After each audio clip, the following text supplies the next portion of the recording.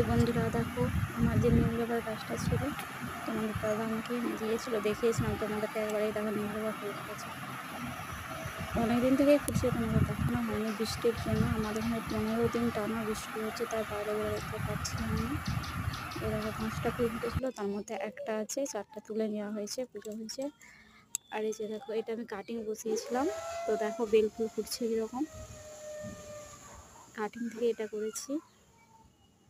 আর এই যে দেখো আমার 10টা মানে ফুল, সাদা আর গোলাপি দুটো কালারই আছে আমার কাছে।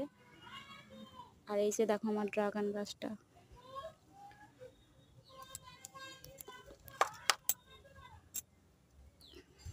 এটার বয়স মাত্র 6 মাস, ঠিক আছে।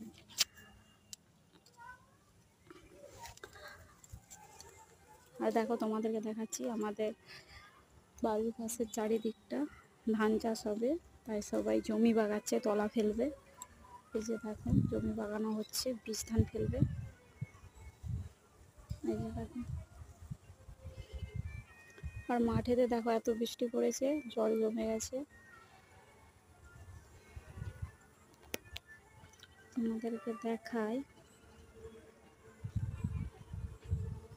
এই যে দেখো একটা ভাটা আছে আমাদের বাড়ির সামনে, ছাদ থেকে দেখা যায়, তোমাদেরকে একদিন গিয়ে দেখাবো।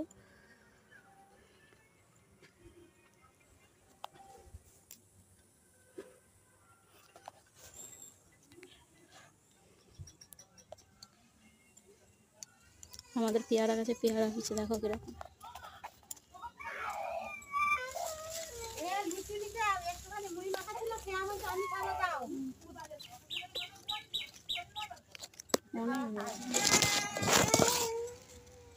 ছোট ছোট খাওয়ার সময় হয়নি, তাই তোলা হয়নি।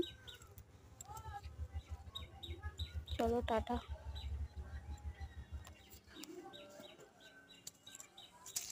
আর একবার নীলগাবাটা দেখিয়ে দিচ্ছি, দেখো কতটা সুন্দর। কার কার বাগানে আছে জানিও।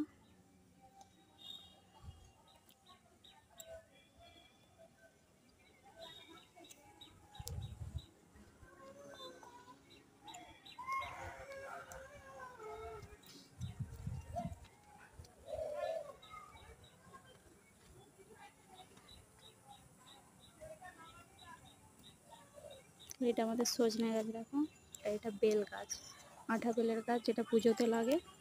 তো অনেক ছোট ছোট বেল ধরেছে, এই বেলটা অনেক বড় বড় হয়, খেতেও খুব মিষ্টি।